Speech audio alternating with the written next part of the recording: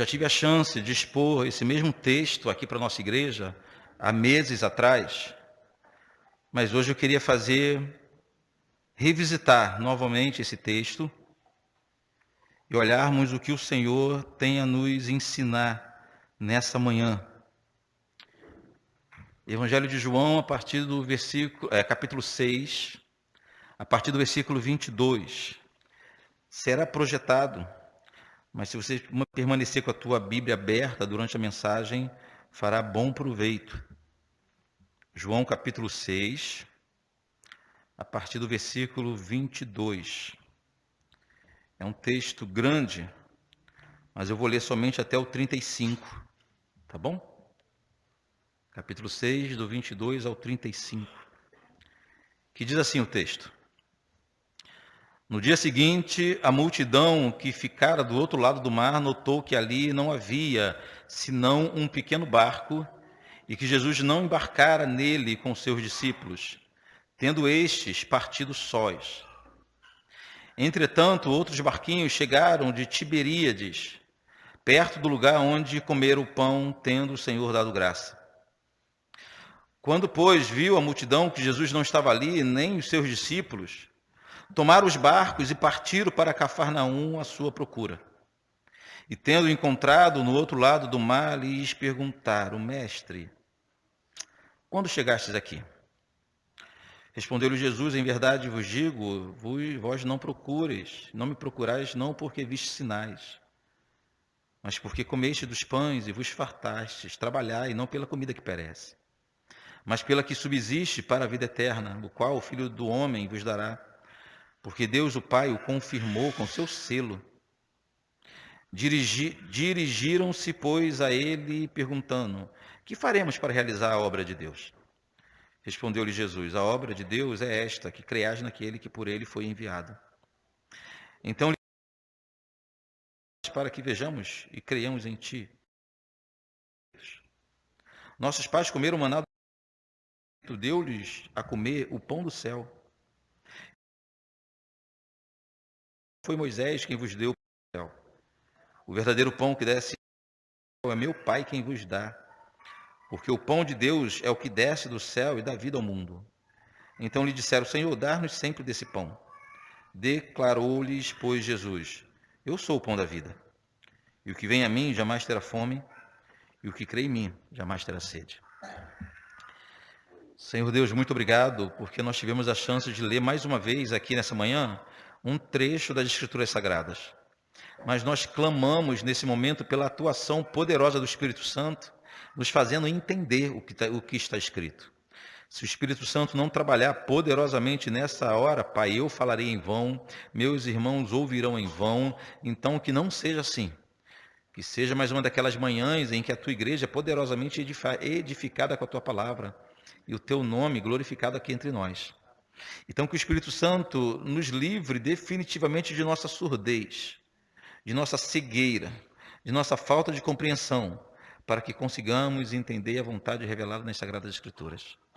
Em nome de Jesus. Amém.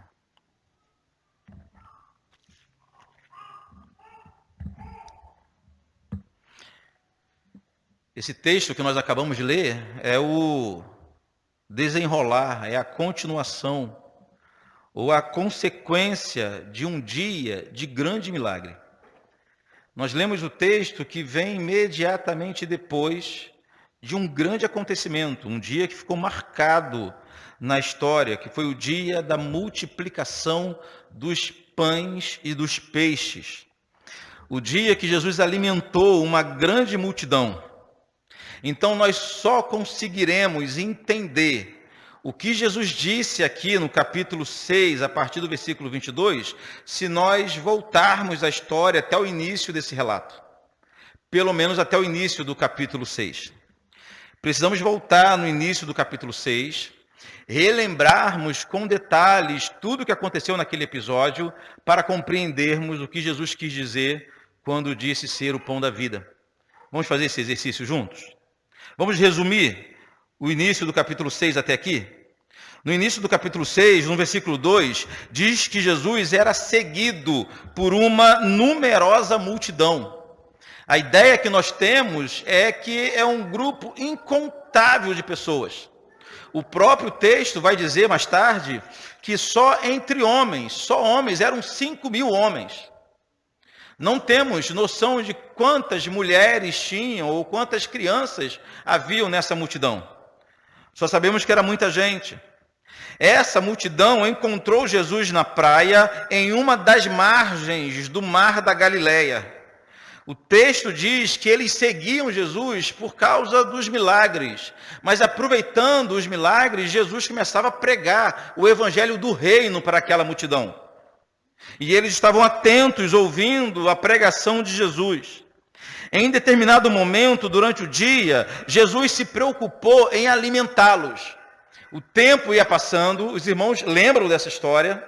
O dia ia passando e estava chegando a hora do almoço, chegando à tarde, possivelmente, e como iria alimentar toda aquela multidão? Jesus chega para o discípulo Filipe e pergunta o seguinte: onde compraremos pães para lhes dar de comer? Uma multidão incontável. E Jesus chega para um discípulo limitado e pergunta: onde compraremos pães para dar de comer a toda essa multidão? Jesus perguntou possivelmente só para ver a reação de Filipe. Jesus sabia que era impossível conseguir pão para toda aquela turma. Sabia que eles não conseguiriam alimentar normalmente toda aquela multidão. No auge da fome, irmãos, quando a fome começou a apertar, e a gente sabe que a fome é capaz de fazer coisas terríveis. Imagine uma multidão com fome, uma multidão faminta, mas no auge da fome, o texto bíblico diz que o discípulo André, irmão de Pedro, encontrou um rapaz perdido no meio da multidão, possivelmente um menino que tinha em sua bolsa alguns pães e alguns peixes. Para ser mais exato, 5 pães e 2 peixes. Nós não conhecemos a história desse menino. Nós não sabemos o que ele fazia com esses alimentos no meio da multidão. Se ele estava levando para casa, possivelmente era isso. De repente ele comprou em algum lugar, adquiriu aqueles produtos e a caminho de casa ele viu uma multidão seguindo Jesus e ele foi seguir Jesus também. Não sabemos o que houve. Vai ser pura especulação, mas fato é que no meio de uma multidão incontável havia um rapaz, possivelmente um menino, com 5 pães e 2 peixes pequenos dentro de sua bolsa. Mas o que seria isso diante do grande desafio? O discípulo André percebe a incoerência de depositar a confiança de alimentar uma multidão apenas em 5 pães e 2 peixes. Aí André pergunta para Jesus, primeiro André fala, tem um rapaz aí com 5 pães e 2 peixes. Mas o que é isso para tanta gente? Essa foi a pergunta de André. André duvidou da possibilidade de solução. André, ele considerou o tamanho do problema. André considerou a limitação dos recursos. André só não considerou que Jesus estava presente. Ele esqueceu que quem estava com eles era Jesus. Jesus já havia feito demonstrações do seu poder sobre problemas gravíssimos.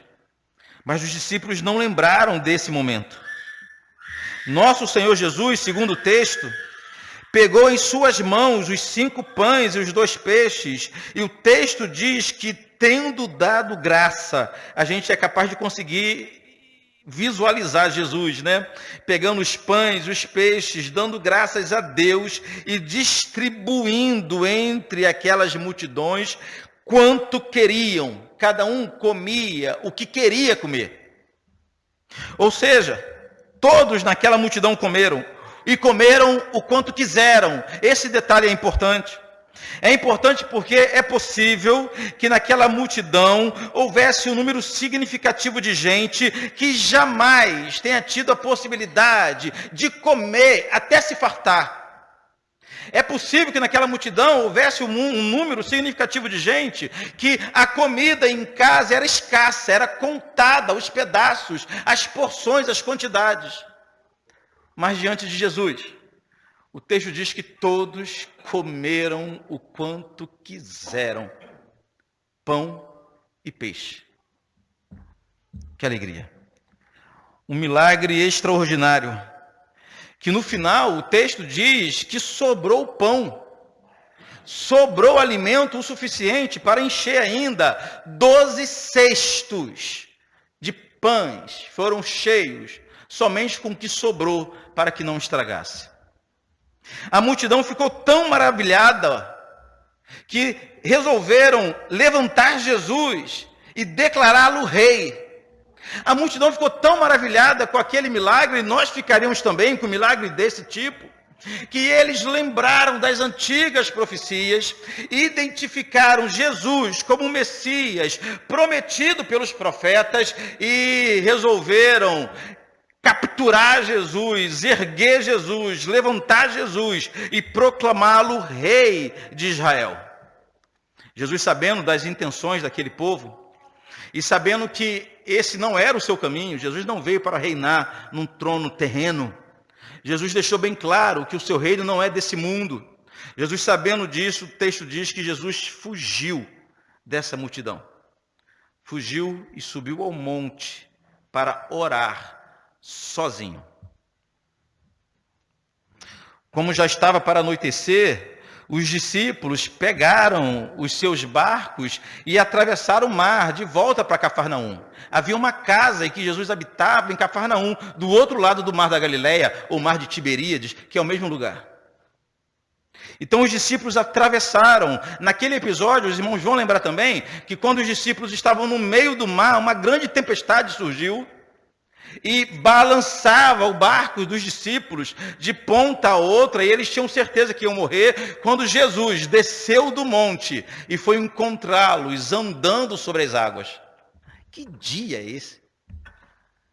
É muito milagre para um dia só.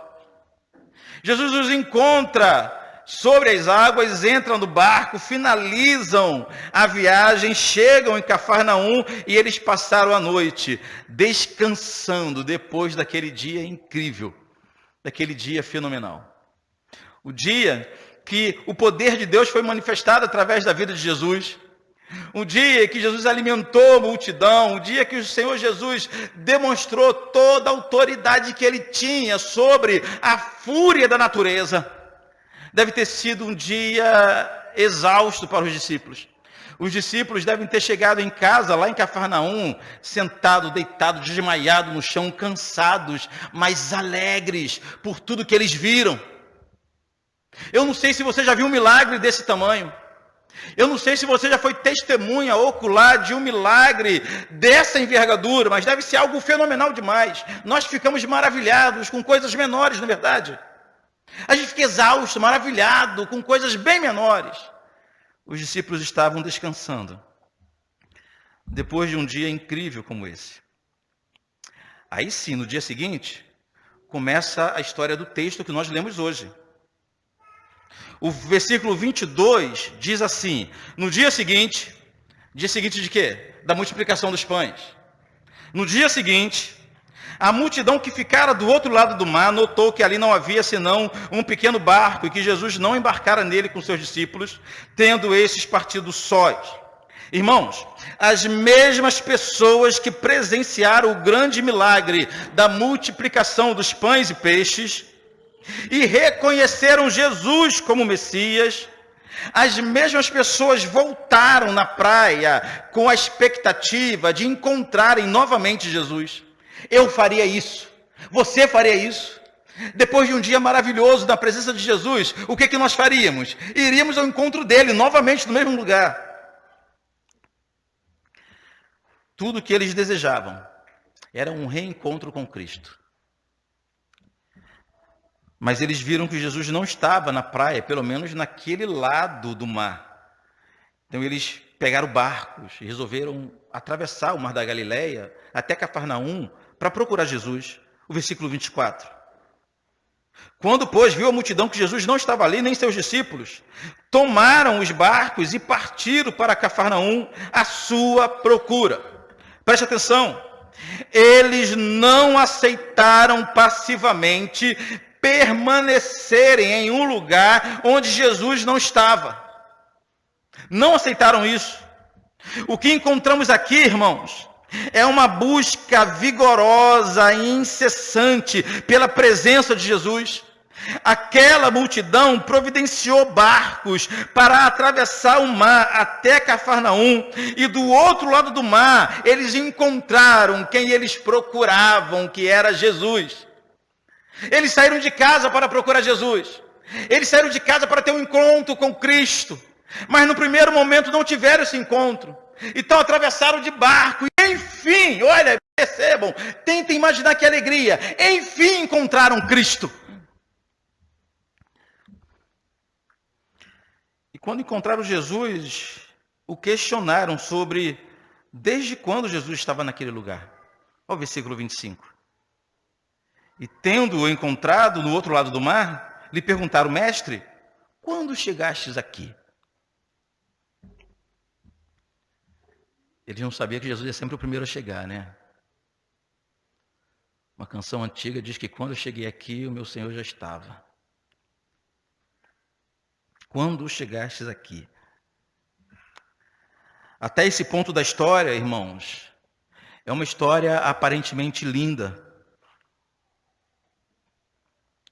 Se parássemos por aqui, a ideia que nós teríamos é de uma grande multidão, homens, mulheres, jovens e crianças, fazendo de tudo para buscar a presença de Jesus. Parecia que, enfim, o ministério de Jesus estava dando certo. Parecia que, enfim, multidões estavam sendo transformadas através da pregação do reino pelas bocas de Jesus. Parecia que, enfim, Jesus estava persuadindo, ou melhor, o Espírito estava persuadindo multidões. E o ministério de Jesus estava decolando, porque multidões o estavam seguindo. Se nós parássemos até aqui, a ideia que nós teríamos seria essa: de gente capaz de fazer qualquer coisa para estar onde Jesus estava.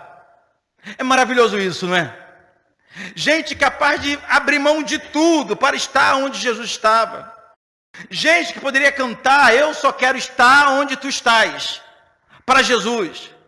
Seria essa a conclusão se o texto parasse por aqui, porque a ideia que nós temos é exatamente isso: uma maravilha acontecendo e uma multidão, é um avivamento aparentemente que estava acontecendo, uma multidão procurando Jesus.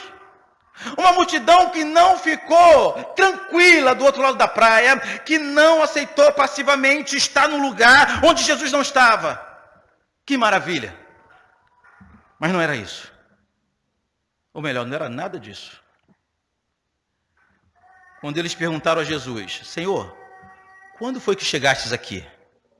Não é porque eles queriam gozar da presença de Jesus por mais tempo, não. Foi nesse momento que Jesus desmascarou toda aquela multidão. Foi nessa hora que Jesus denunciou que a única coisa que aquela multidão desejava, pasmem, era encher a barriga de novo. Somente isso. Olha o versículo 26. Respondeu-lhe Jesus: em verdade vos digo, vós me procurais, não porque vistes sinais, mas porque comestes dos pães e vos fartastes. A máscara caiu. Uma multidão inteira foi desmascarada diante de Jesus, com uma única sentença. Eles não buscavam Jesus porque tinham alegria com a presença de Cristo. Eles não buscavam Jesus porque descobriram que Jesus era o Filho de Deus. Eles não buscavam Jesus porque se deleitavam com a palavra de Cristo. Eles não buscavam Jesus porque eram transformados na presença de Cristo. Eles não buscavam Jesus porque queriam fazer a vontade do Pai, nem porque desejavam libertação dos pecados, nem porque é bom estar na presença do Senhor. Eles não buscavam Jesus porque amavam a Deus. Eles não buscavam Jesus porque amavam Jesus. Eles só buscavam Jesus porque Jesus resolvia seus problemas. Só isso. Só isso. Jesus tinha poder para satisfazer suas necessidades humanas. Só isso. Só isso. qualquer outra criatura, qualquer outro Deus que aparecesse dando-os comida, eles o seguiriam também. Qualquer um outro. Em outras palavras, o que Jesus disse para a multidão aqui foi o seguinte: ó, vocês me querem, ou seja, vocês não me querem, vocês querem um pão e o peixe. Vocês não me desejam, vocês desejam o que eu posso oferecer. É bem diferente. Abrindo um parênteses aqui, o que a gente percebe é que nada mudou. 2000 anos de história e a humanidade não mudou. Há uma multidão se reunindo todo domingo, somente buscando os benefícios de Deus, os benefícios de Cristo, as bênçãos que Ele conquistou na cruz, o que Cristo pode dar para você, para sua casa, para sua família, para o seu relacionamento, para o seu emprego, enfim, só buscando os benefícios de Cristo. Não se importam com Cristo. Se um outro Deus, um outro Senhor, uma outra entidade prometeu os benefícios, seguirão outra entidade. É certo, é certo.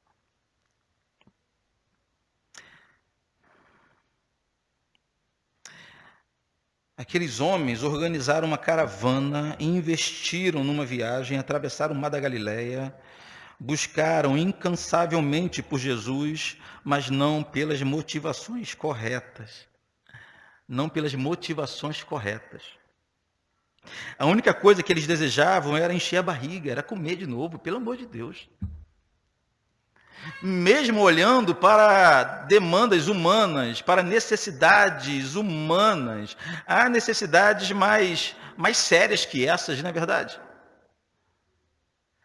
Tem gente que procura o Senhor só por causa de uma cura. A gente consegue imaginar alguém desesperado por uma enfermidade física ou na alma, aí procura Jesus por causa de uma cura. A gente consegue entender um caso desse. O que a gente não consegue entender é alguém que procura o Senhor só porque comeu ontem, só para ter pão e peixe novamente.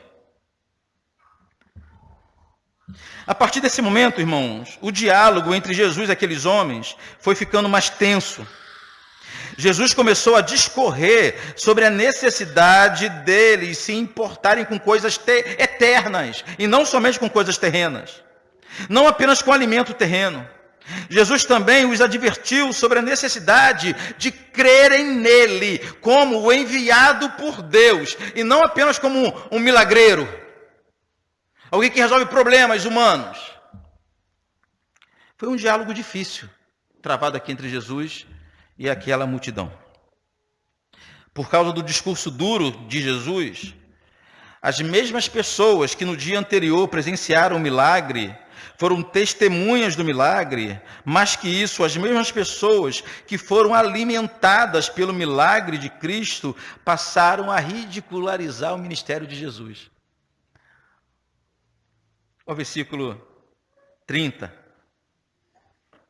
Então lhes disseram eles: que sinais fazes para que o vejamos e creiamos em ti?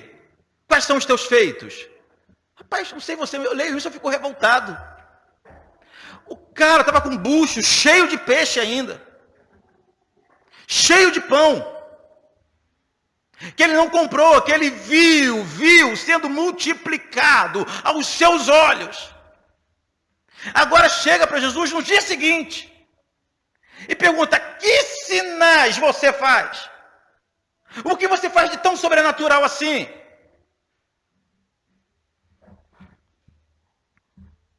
Preste atenção, irmãos.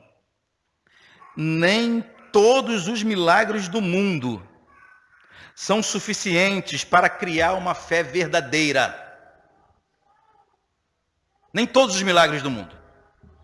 A pessoa pode ser testemunha ocular de milagres absurdos. Milagre não cria fé em ninguém. Milagre, quanto muito, demonstra o poder de Deus, auxilia a pregação do Evangelho, mas a Bíblia não diz que a fé vem pelo milagre.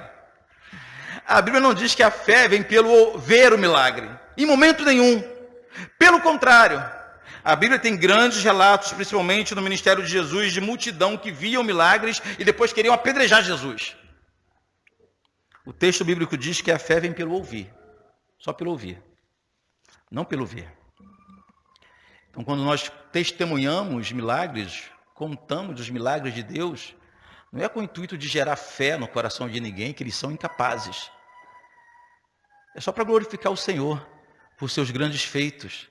Por isso nós contamos milagres, o nosso Deus é Deus de milagre e nós testemunhamos isso. Mas aqui, o texto bíblico é a prova que a pessoa pode ser o objeto do milagre e ainda assim desprezar o Senhor Jesus 24 horas depois. Você conhece alguém assim? Foi alvo de um grande milagre e hoje vive como se Deus não existisse? É disso que estamos falando. Mas voltando para o texto, conforme o discurso de Jesus foi ficando mais duro, o povo passou a esnobar o fato dele ter multiplicado os pães. Olha o versículo 31. Nossos pais comeram o maná do deserto, como está escrito, deu-lhes a comer o pão do céu. Nesse momento, aquela multidão lembrou daquele episódio dos israelitas andando pelo deserto, peregrinando pelo deserto entre o Egito e a terra prometida, em que Deus fazia cair maná do céu e alimentou o povo durante todo o período de peregrinação. Eles lembraram desse episódio, ou seja, conheciam a palavra de Deus, conheciam a história, conheciam os feitos do Senhor, os feitos de Deus. Mas chegaram para Jesus agora, de novo, com o bucho cheio ainda, e falando, aquilo que você fez ontem não é nada. Nossos antepassados comeram foi do maná do céu. Foi nessa hora que Jesus começou a tratar de verdades espirituais, seríssimas. Olha o versículo 32 e 33. Replicou-lhe Jesus, em verdade vos digo, não foi Moisés quem vos deu o pão do céu. O verdadeiro pão do céu é meu Pai quem vos dá. Porque o pão de Deus é o que desce do céu e dá vida ao mundo. Jesus deixou claro nesse momento que aquele pão que o povo comia no deserto não era pão do céu. Era pão da terra mesmo. Deus enviava alimento terreno mesmo, que matava a fome física. É isso que Jesus está dizendo. Jesus está falando o seguinte, aquele maná que caía não era do céu, gente. Do céu vem coisas espirituais, que alimentam o homem espiritual. Nós não nos alimentamos fisicamente com elementos espirituais. Jesus está dizendo, aquele não era pão do céu. O verdadeiro pão do céu é o que desce do céu e o Pai vos dá. Jesus afirmou que o pão dado no deserto tinha um poder limitado. O que isso significa? Que lá no deserto, os israelitas comiam do maná que caía do céu e depois voltavam a ter fome novamente. Aí no dia seguinte tinha que comer mais do maná e voltava a ter fome novamente. O maná que caía do céu, lá no livro de Gênesis, era incapaz de prover alimento e saúde para sempre. Então era imperfeito.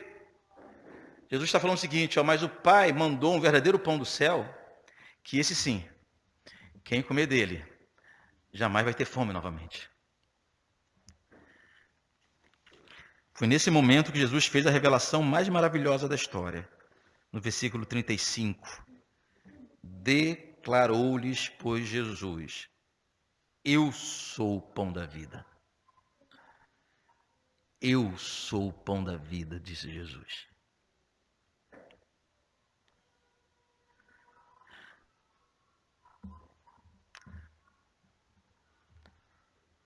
O maná que caía do céu no deserto não era o pão da vida.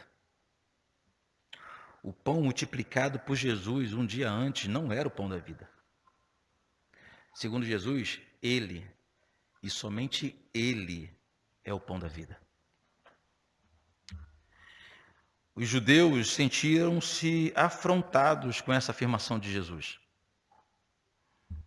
Mas Jesus apresentou-se dessa forma para que todos soubessem que o grande problema da humanidade não é físico, é espiritual.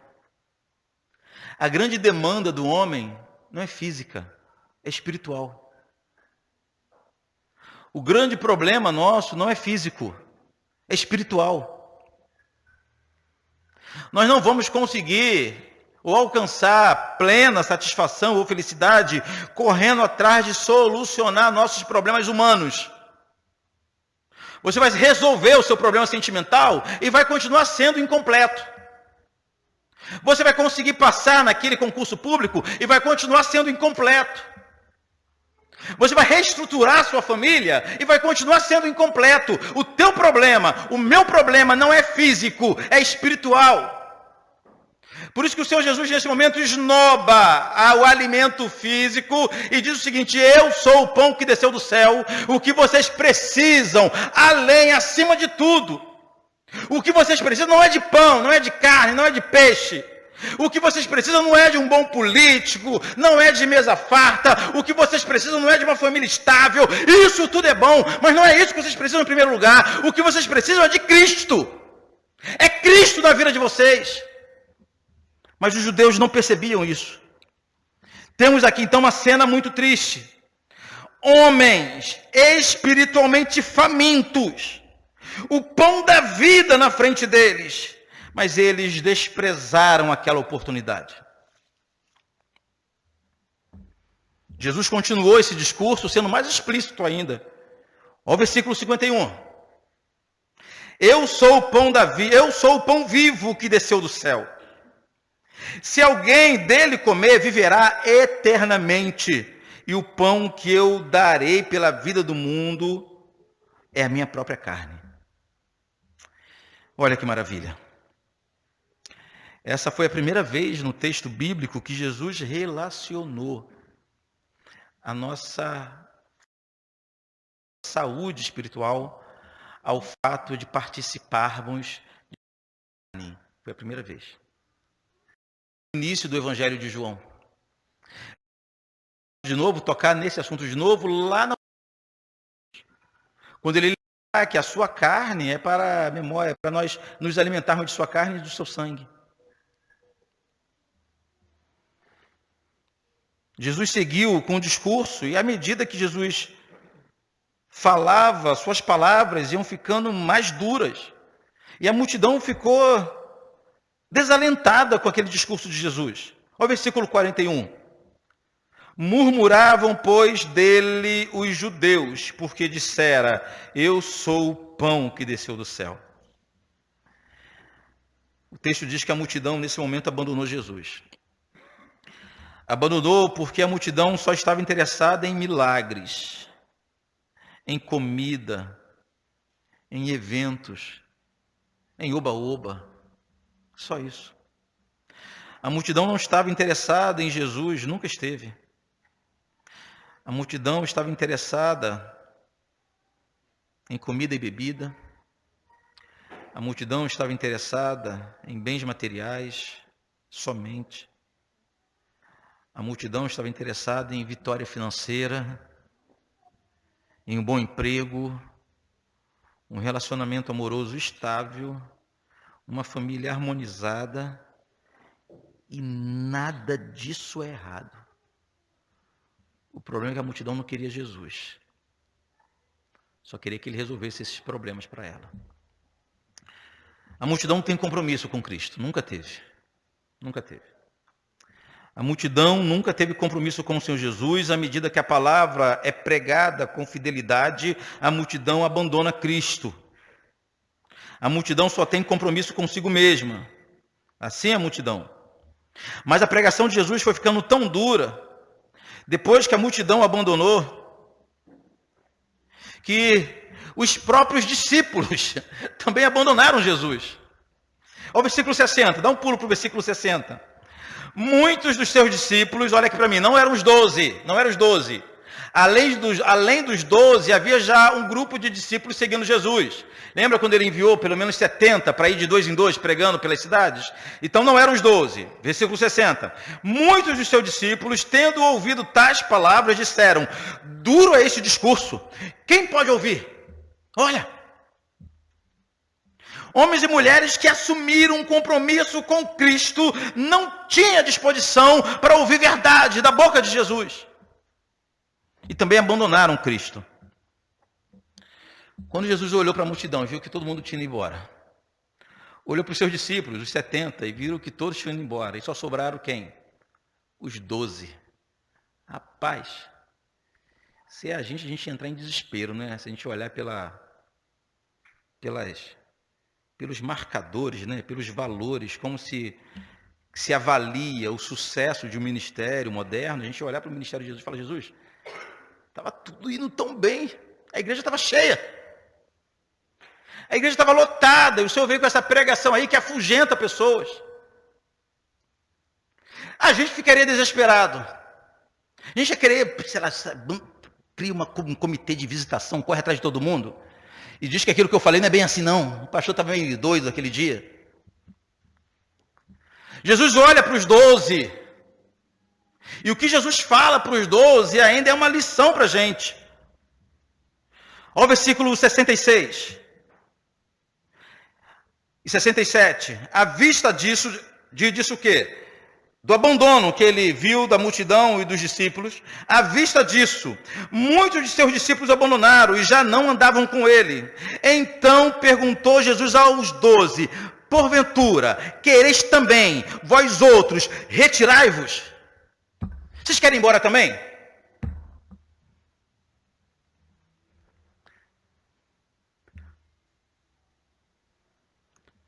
A Bíblia, nova tradução na linguagem de hoje, a minha versão seria assim, ó, a porta da rua é serventia da casa. Quem não estiver satisfeito, essa é a hora. Para os 12, que ele chamou um a um. Na NVI, essa última frase está assim, ó, vocês também não querem ir? Vocês não querem me abandonar também? Vocês não querem ir embora? Aí apareceu a diferença entre discípulo e multidão. A resposta de Pedro a essa pergunta de Jesus é aquela frase, aquela resposta que deve estar nos lábios de todo verdadeiro discípulo. Versículo 68. Respondeu-lhe Simão Pedro, Senhor, para quem iremos? Tu tens a palavra de vida eterna. Em outras versões, para onde iremos nós? Somente tu tens a palavra de vida eterna. Os discípulos compreenderam algo que nós temos imensa dificuldade de compreender. Não adianta procurar outro lugar, não adianta procurar outro Cristo, não adianta procurar outro Messias, não adianta procurar outro Deus, não adianta procurar outra divindade, não adianta procurar outro mestre, se só o Senhor Jesus tem palavra de vida eterna. Em outros lugares eles vão conseguir palavras mais fáceis de serem ouvidas, é verdade. Em outros lugares eles vão conseguir aquela palavra tipo, você nasceu para vencer, você é cabeça e não é cauda, você é mais do que vitorioso, tudo pode naquele que te fortalece, e esses versículos fora de contexto, repetido aleatoriamente em muitas igrejas por aí. Mas os discípulos perceberam que eles deveriam estar onde a palavra apontava para a salvação, ainda que fosse duríssima de ouvir. Essa história que tinha tudo para terminar com um final feliz, pois começou com um relato de grandes milagres, o milagre da multiplicação, seguindo com Jesus andando sobre o mar, mas terminou com um tom de decepção. Tudo isso, toda essa confusão, toda essa discussão, esse debate, murmuração e abandono, só porque Jesus disse que a verdadeira necessidade do homem é espiritual e não física. Só por causa disso. Só por causa disso. Só porque Jesus falou o seguinte, ó, o que vocês precisam de verdade é se alimentar de mim. Só por causa disso. Eu quero pular para a parte doutrinária desse texto, que nós tiramos daqui pelo menos 4 lições, 4 verdades. O fato de termos Jesus como pão da vida deve nos alegrar, pelo menos por 4 motivos. O primeiro é que quem se alimenta do pão da vida nunca mais terá fome ou sede novamente. Isso aqui já é motivo mais do que suficiente. Voltando lá no versículo 35. Declarou-lhes, pois, Jesus, eu sou o pão da vida. E quem vem a mim jamais terá fome. E quem crê em mim jamais terá sede. Isso lembra daquele episódio de Jesus, do encontro de Jesus com uma mulher samaritana, lembra disso? Jesus pediu para ela pegar água para ele, e ela questiona: como você pode pedir para eu fazer esse favor para você, sendo você judeu e eu samaritana? Aí Jesus responde para a samaritana o seguinte: se você soubesse quem fala contigo, era você que me pediria água, e eu lhe daria a água da vida.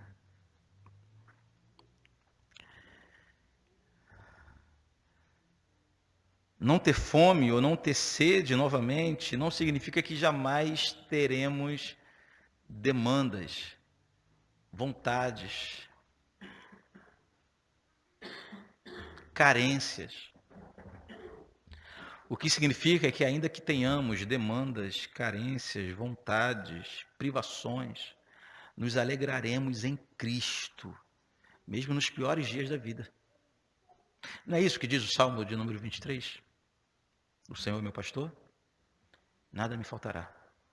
Uma versão mais fácil de entender seria o seguinte: o Senhor é meu pastor e de nada terei falta. Ou seja, ainda que falte, não fará falta, porque eu tenho o Senhor como pastor. É a promessa de Jesus: jamais terá fome ou sede novamente. Em segundo lugar, quem se alimenta do pão da vida não morrerá, mas viverá para sempre. Que alegria! Olha o versículo 58. Este é o pão que desceu do céu, em nada semelhante àquele que vossos pais comeram e contudo morreram. Quem comer este pão viverá eternamente. Tendo Jesus como nosso maior alimento, nós tiramos os nossos olhos desse mundo e das dificuldades desse mundo e passamos a enxergar a eternidade, olhar para a eternidade. À medida que nos aproximamos de Jesus, as coisas aqui embaixo, nessa terra, vão perdendo o valor e o significado. Mas em terceiro lugar, quem se alimenta do pão da vida vencerá a morte. Olha que promessa! Em semana que temos irmãos nossos com luto, olha que promessa nós temos aqui.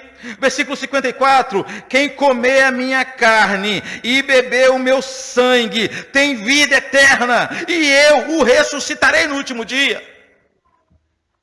Somente Jesus nos garante a vida eterna. Que maravilha é isso, irmãos. Só quem se alimenta do pão da vida não precisa mais temer a morte. Só quem se alimenta do pão da vida tem certeza da vida eterna. Só quem se alimenta de Cristo, só quem se alimenta do pão da vida, vive com a tranquilidade de que quando fechar os olhos nesse mundo, abrirá na glória com o Senhor. Ninguém mais tem essa certeza. A morte é um inimigo terrível para quem não tem Cristo. Para quem tem Cristo, a morte não é fácil. É triste. Sentimos uma saudade instantânea. Mas a certeza que nós temos, que nós iremos fechar os olhos aqui nesse mundo e abriremos nas mansões celestes junto com o nosso Cristo. Diante dele descansaremos até um dia que ele bradar o nosso nome novamente e ressuscitaremos mais uma vez com ele para reinar em glória. Quem tem essa certeza? Só quem faz de Jesus o seu principal alimento. Só quem participa do seu sangue, quem participa da sua carne, quem come esse pão e bebe desse sangue, pode ter essa certeza, mas ninguém.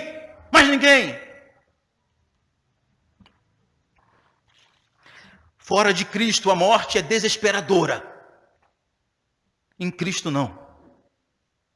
Não é fácil, mas não nos desesperamos.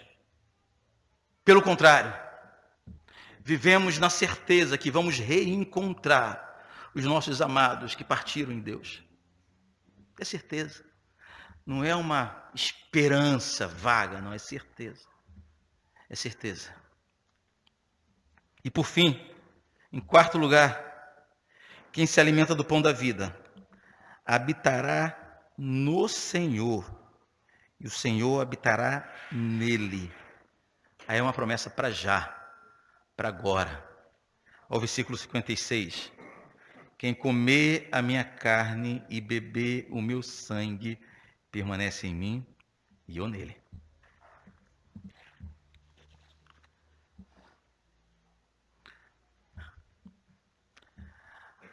A carne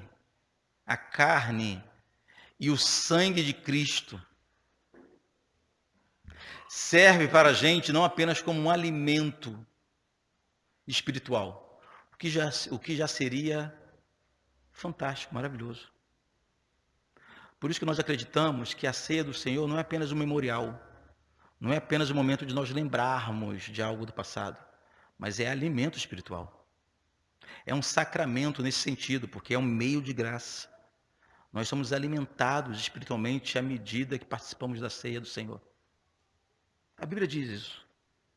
A Bíblia diz que aquele que não participa, ou participa indevidamente, ou come e bebe o juízo para si, ou estão entre os doentes e os que dormem no meio da igreja, sem saúde espiritual. Então, participar da forma devida nos torna pessoas saudáveis espiritualmente. Mas além da carne e do sangue serem alimentos espiritual, é a forma que o Senhor Jesus tem para se tornar um conosco. Há uma união que na teologia nós chamamos de união mística entre Cristo e os crentes. Não é uma união física. União física seria um casamento, é uma união física, né? Uma união mística entre Cristo e cada crente que nasceu de novo.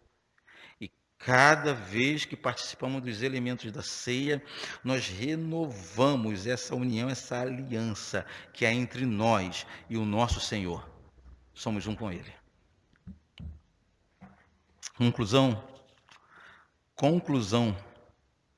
Aprendemos hoje que Cristo é suficiente. Ou só Cristo é suficiente. Ou só Cristo pode nos completar de forma definitiva. Sonhos podem falhar e eles falham. Projeto de vida pode falhar e falha. Relacionamento amoroso pode falhar e falha. Mas Jesus não falha. Nele nós confiamos. Confiamos que Ele nos alimenta, não apenas para permanecermos de pé, mas é Ele que nos alimenta para garantir nossa chegada no nosso objetivo final, nas mansões celestiais. Eu quero desafiá-lo hoje a viver para Cristo, a arrepender-se de seus pecados e reconhecer que Ele é tudo o que você precisa. Ele é o pão da vida. E é isso que iremos fazer agora, nos alimentar do pão da vida e do sangue de Cristo. Amém? Feche seus olhos. Senhor Deus, muito obrigado por sua palavra, Pai. Que a tua palavra seja gravada em nossos corações. Desejamos ser transformados através da tua palavra. Sobretudo, Pai, que ela seja aplicada em nossas vidas. Que Cristo não seja para nós um amuleto, um milagreiro, alguém que a gente procura somente para nos socorrer em nossas dificuldades, mas que Cristo seja, sobretudo, nosso Salvador, nosso Deus. Queremos nos alimentar de Jesus. Em nome de Jesus. Se os problemas parecem não ter solução, quando as mágoas inundam o teu coração, há alguém que atende a tua oração. Jesus Cristo, Mestre, Senhor, Ele é o dono da chuva, do sol e do ar, é Senhor da alegria, da dor, do chorar. Ele é o dono dos montes, do céu e do mar.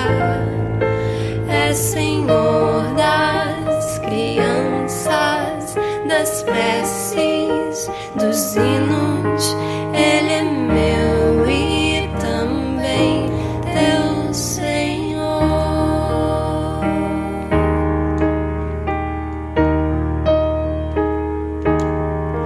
Ele é o caminho, a verdade, a luz.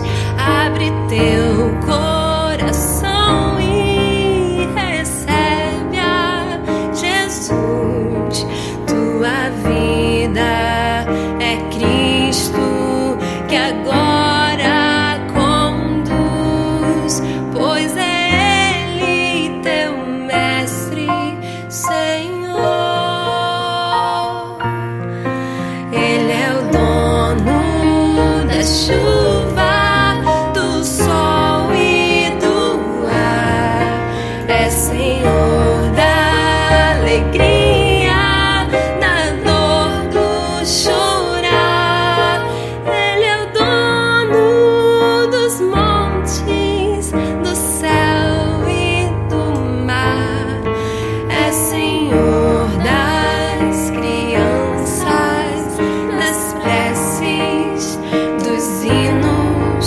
Ele é meu e também teu Senhor.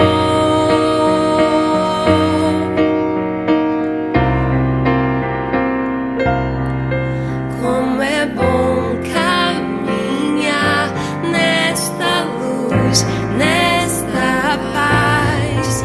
Ele vive pra sempre, Ele me satisfaz.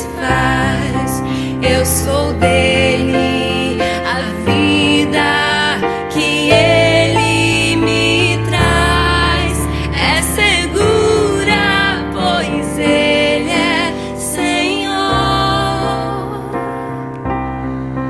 Ele é dono da chuva,